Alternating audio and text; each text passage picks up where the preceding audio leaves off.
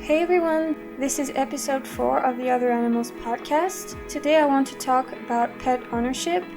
I'll be using a chapter of a book to do that, and I'll also be using what I've heard other activists say about this subject.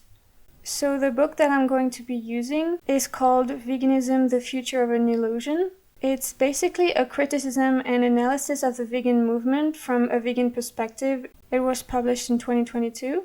This book was written by Aysel Mazard. He's a vegan activist and he's known on YouTube as Abat le Ciel. So I'll be using the first chapter of the book. I'm not going to be talking about every point he made. It's just my own understanding of this chapter and of what interested me the most.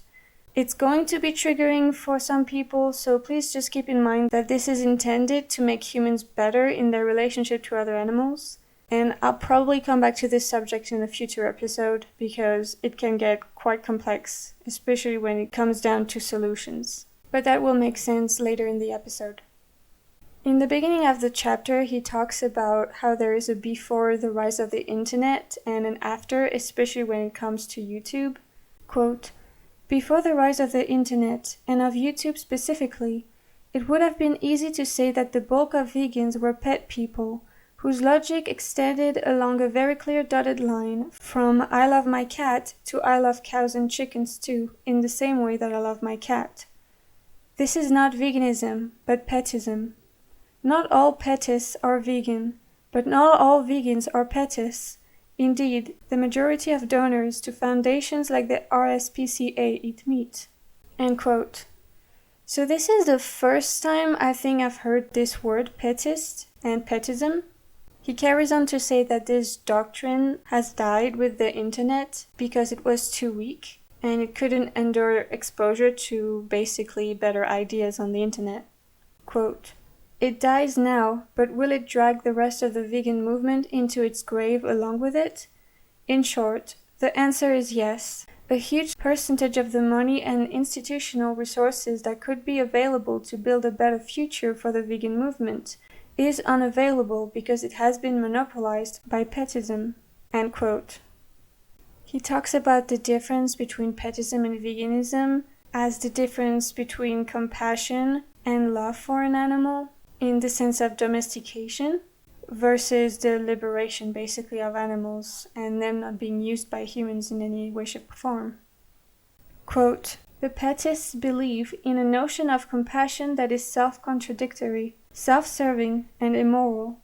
They want this cat to be their plaything, so they either castrate it or perform a kind of hysterectomy, removing the whole hormonal system from the females. Is this compassion? They fix it, as if a cat's natural behaviors and instincts were broken, rather than merely being inconvenient for humans who want a wild animal to behave as if it were a living toy.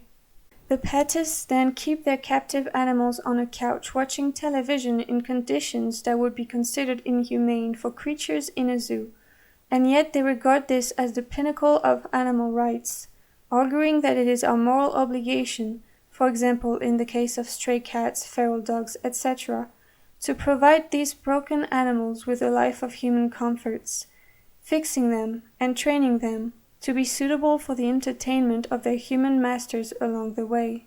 End quote. We'll talk later about spaying and neutering, castration, etc. in more of the utilitarian section of the episode when we talk about solutions and other ideas about what to do for these animals or about them. But basically Aysel argues that having a pet is using an animal and exploiting them and using them as a decoration or a toy. Obviously, it's understandable that rescuing animals that have been inbred to such a degree that they are incapable of surviving in the wild, it's understandable that we would think that rescuing these animals from the wild, let's say, is compassion. But we'll talk about that later. Is it compassion, though, to continue breeding these animals that have become stupid and weak and completely dependent on humans because of humans for our benefit, basically? Or is it more compassionate to actually let that die? Let these species die that cannot live a dignified life, basically a free life, a wild life, like they used to when they were wolves, for example, or wild cats. These are subjects that I've also heard Eisel talk about on his YouTube channel, talking about how domestication isn't evolution, and I thought that was really a cool way to explain this. That the way that these pet animals have evolved is not natural evolution. The strongest, the fittest, the smartest individuals did not survive. Really, the individuals that survived were the individuals that humans chose. We bred dogs and cats, for example, so that they would be tame and they would be docile and dependent on us, pretty much like animated dolls. Some people argue that a domesticated life is a better life than a life in the wild, but Eisel argues in one of his videos that we don't know that. What if a wild life is actually the only dignified life for these animals, the only free life they're gonna have? There's a thrill in living free and wild. Yes, there are comforts in a house, but there's also a lack of freedom and a lack of agency. No animal should be dependent on humans to survive. Quote, "It is these comforts, it is this standard of care that they imagine all animals are entitled to. Their whole political movement consists of an attempt to extend these rights to pigs, chickens, and other farm animals. For this reason, they endlessly struggle to prove that all other creatures, too, can be companion animals. If sharks, cockroaches, and bedbugs cannot be cuddled in practice, the petists will nevertheless argue that they must extend our circle of compassion to them in principle, and regard them as our pets in some abstract sense. They will proudly show photographs of themselves hugging a rat, cuddling a pig or a bear, and never questioning why the value of these animals is established by demonstrating that they can be cuddled with, that they can be used as a human toy." End quote. I love this paragraph. That opens up the conversation about compassion in relationship to veganism. Obviously, it is compassionate in some sense to be vegan, but it's also just basic decency. Do you need to be compassionate to not enslave or exploit someone, you know? When you say compassion, it also kind of conveys that this is a preferable option and not a basic thing you should be doing, just like not murdering people. Quote, "Veganism, in principle, is the rejection of animal use. In this sense, strictly defined, it does not rely on compassion for animals. Someone could just as easily refuse to castrate a cat because they hate cats, rather than because they claim they love them too much to perform the operation. In turning a cat into a living toy, and in getting your strange pleasure out of having them decorate your apartment, you are using the cat. It is not the same use made of an animal in the production of leather, nor in the decision to buy and wear leather shoes, but it is indeed use. Just as certainly as the rider bends the camel's back, you are bending this animal to your will. You are training it to go to the bathroom in one place, not another. You are training it to live and die for your entertainment, and to be good by a human standard that has nothing to do with that species' own behaviors and interests. Dogs are prevented from fighting with one another in a park, with each dog owner tugging on the leash and asking their playthings to be good, but meaning act as a good person would. Wouldn't it be good for a dog to fight for the leadership of its pack, rather than being choked on a chain as soon as it exercises its natural instincts? It would be just as immoral to do these things with a lion as it is immoral to do them with a cat. The petists regard it as immoral for a zoo to train a lion to respond to a verbal command, while they find nothing immoral in themselves doing the same thing with a pet dog. An octopus is beautiful. To keep it in an aquarium is ugly, even though we neither spay nor neuter nor declaw an octopus kept in captivity.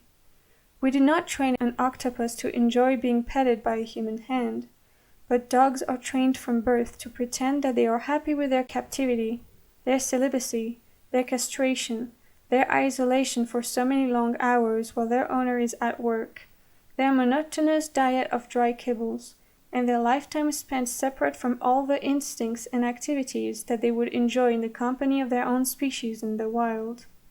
A dog is forced to express its excitement in ways a human eye can perceive, rather than using the subtle signals that would exist within a wolf pack, leaping and yelping with rehearsed excitement in order to receive a morsel of food as a reward. Good dog. The Pettis insist that these signs of the most abject degradation should be interpreted as happiness, both in the moment of the dog's elation and in the longer view of the centuries of sadistic training and eugenic breeding leading up to that moment, the eons during which nature was bent against its own purpose, contorting and constraining the wolf until it became its very opposite, the dog.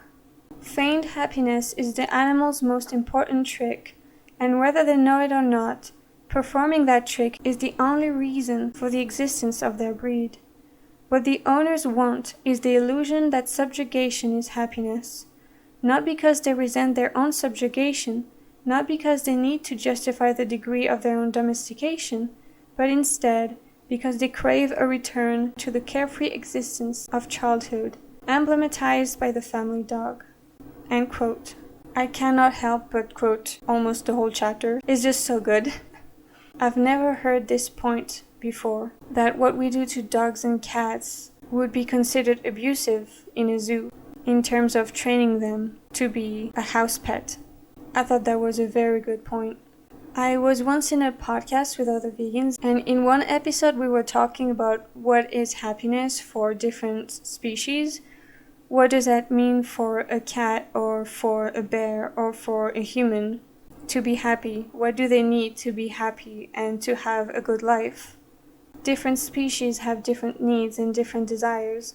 Just like there are social species and solitary species, or species that are awake during the day or asleep. For a dog or a human, there is a social need. We know about that, so we make sure that the dogs have some type of connection. What we don't necessarily take into account is that being a descendant of the wolves, there were other needs and other characteristics of their life that we've taken from them that are necessary for a full life for them. The competition for being leader of the pack, for example, the freedom to travel. So all these things are taken away by humans domesticating wolves. And of course this all happened a long time ago. But continuing to breed these beings into existence just perpetuates what we've done to them. It's not because you as a certain type of human prefers living in a house and having your dog live a certain way of life. It's not because you know that you know for a fact that these animals do prefer that to a wildlife and would not have preferred to be a wolf, for example, instead of being a dog. It's interesting how people can see very clearly how having a wild animal as a pet is a problem.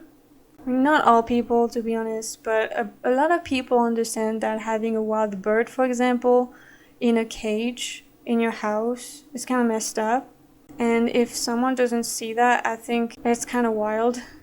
Obviously, a bird is used to travel very long distances and to be free, and their own agent on where they're going, etc. And yeah, they will face challenges in terms of getting food, things like this, dangers that they might be facing, but at least they live a life that's free.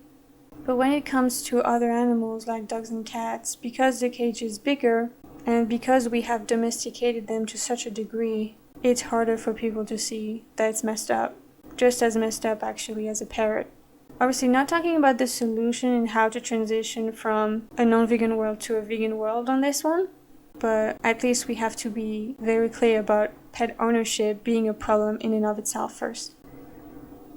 Now he talks about a very interesting idea, which is that humans love owning pets because it makes them feel like they're returning to their childhood in some sense. Quote, "The owners are not caged apes who wish they could return to the wild, feeling the full range of their own instincts for the first time. Nor are they horses that rebel against the saddle and the whip, wishing they could run free. They are humans who resent both the burdens and the freedoms of adulthood, wishing that they could be domesticated, caged and cared for, to an even greater extent than they already are. They do not think of this eternal return to dependency as a loss of independence, for all the same reasons that they do not see the dog as having lost anything when it is compared to the wolf. With a mishmash of confused feelings assembled from half-forgotten childhood memories, they imagine being cared for as their natural state, i.e., as a carefree condition that they are entitled to forever, simply as a consequence of their birth or adoption, just like the family dog. This is why the owners fanatically insist that they treat their pets as if they were their own children, despite the obvious asymmetries. They insist that this infantilization precludes the possibility of exploitation, whereas, in fact, they exploit the dog precisely by forcing it to play the part of an infant forever. They see their own second childhood in the mindless, passive, irresponsible, self-indulgent life of the house pet, and they plan for their vacations and retirement accordingly. They provide this existence to an animal like a votive offering before the gods, wishing that the whole world would be similarly infantilized, with everyone and everything being cared for as they care for this dog. This is the life they inwardly aspire to themselves." End quote. Obviously, I know this is a very triggering passage, but it's an interesting one. And I wanted to add to this that he refers to animals as it, but obviously it's always better, to refer to animals as she, they, or he, because subconsciously it does something, to how we view animals, as individuals and not objects. Quote, "They can see the misery of an octopus in an aquarium because they are willing to admit to themselves that its captivity is pointless.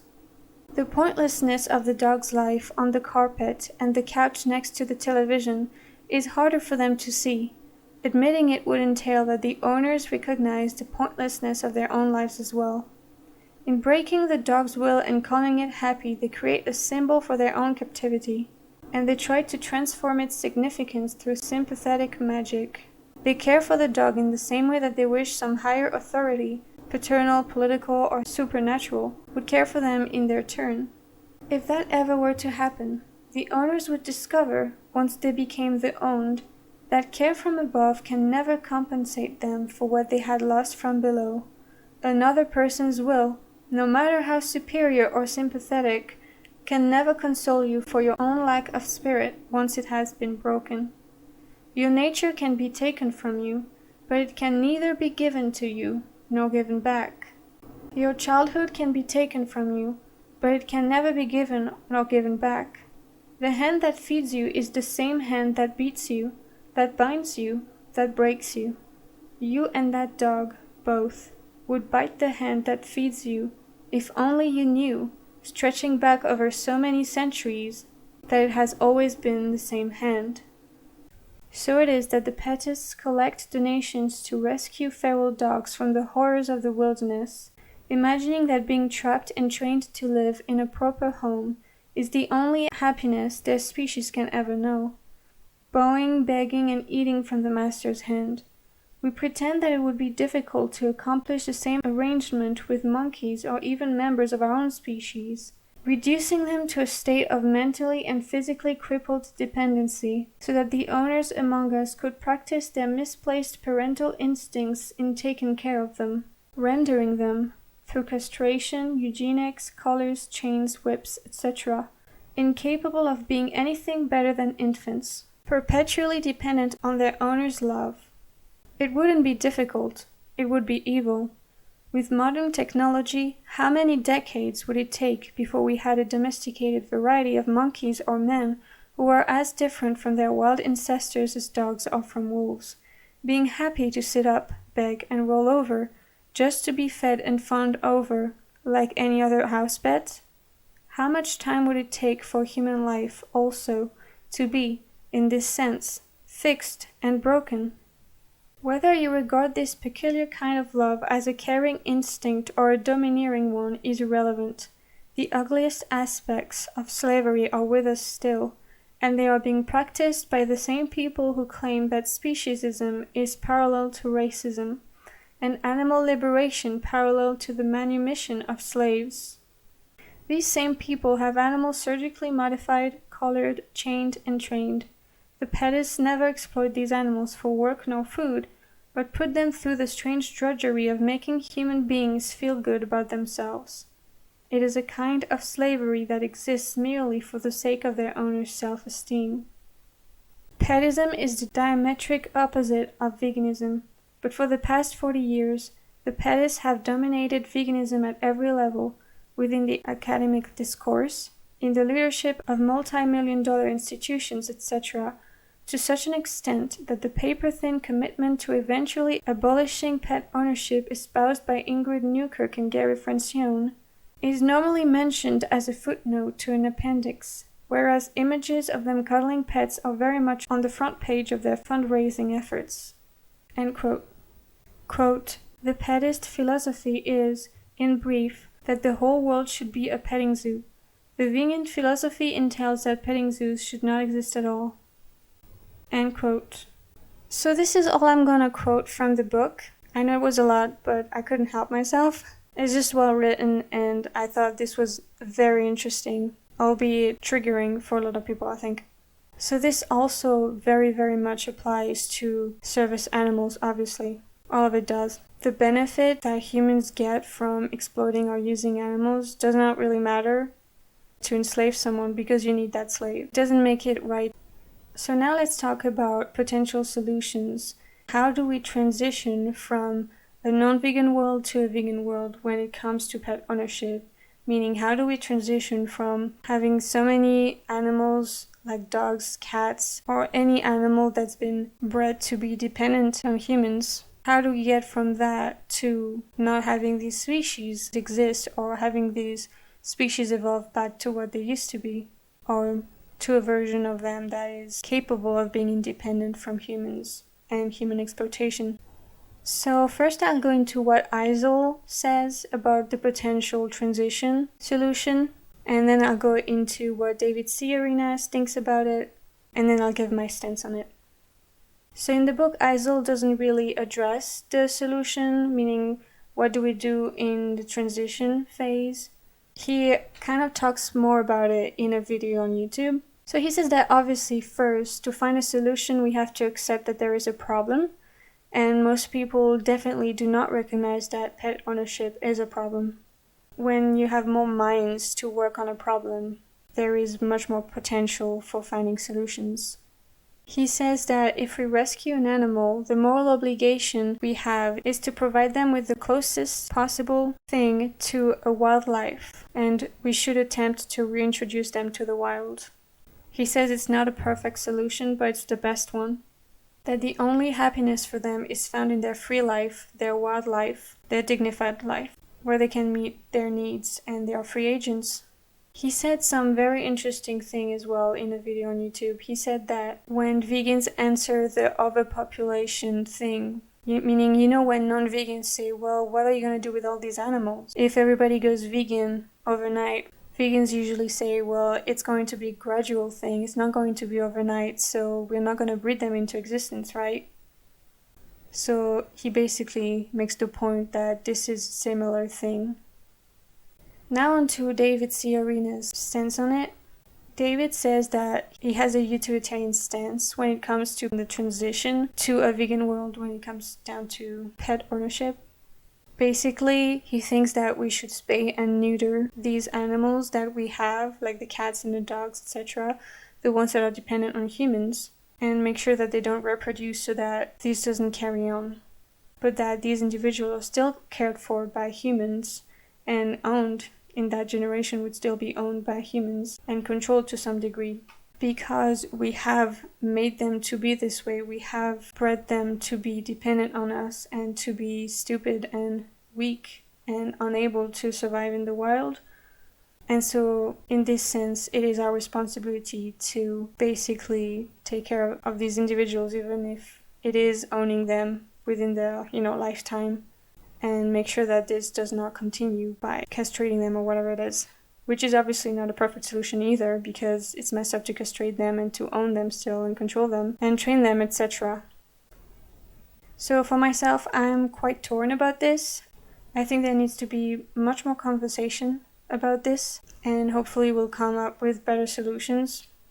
I think I align more with David's stance on this in terms of like the transitioning. Obviously, both solutions are imperfect, but maybe it's also a case-by-case thing, because maybe some species of animals that have been domesticated would do better in the wild than others, and they would survive better, thrive basically still in the wild, like maybe some types of farmed animals or some types of cats would do okay in the wild right now, and maybe some types of dogs would not actually do okay at all, and they would have no defenses in the wild because of humans. I don't really know, to be honest. I will end this episode with a quote from Henry S. Salt. Henry S. Salt was an early animal rights activist. He wrote an essay called Animal Rights Considered in Relation to Social Progress in 1892, and he was pretty much badass. It's considered to be the first essay ever on animal rights. Quote, "It may be doubted, indeed, whether the condition of the household pet is, in the long run, more enviable than that of the beast of burden. Pets, like king's favorites, are usually the recipients of an abundance of sentimental affection, but of little real kindness. So much easier it is to give temporary caresses than substantial justice. It seems to be forgotten, in a vast majority of cases, that a domestic animal does not exist for the mere idle amusement, any more than for the mere commercial profit of its human owner, and that for a living being to be turned into a useless puppet is only 1 degree better than to be doomed to the servitude of a drudge. The injustice done to the pampered lapdog is as conspicuous in its way as that done to the overworked horse, and both spring from one and the same origin, the fixed belief that the life of a brute has no moral purpose, no distinctive personality worthy of due consideration and development. In a society where the lower animals were regarded as intelligent beings, and not as animated machines, it would be impossible for this incongruous absurdity to continue." End quote. So go check out that book. It's in the public domain online. You can search it, Animal Rights Considered in Relation to Social Progress by Henry S. Salt. There will be a link in the description. I will also put a link to my recording of that book on YouTube for LibriVox. Thank you, Eisel, for writing this really cool book, Veganism, The Future of an Illusion. You can go buy that on Amazon. It's like $4. And I think the ebook is even cheaper. I think it's a very interesting book and definitely worth the read. It can really, I think, help us become better activists. Go check out his YouTube channel, Abat le Ciel. And also go check out David C. Arenas on Instagram. He's another really, really cool activist. Please be vegan if you aren't already and get active for the animals. I really appreciate you listening to this episode. So thank you and see ya!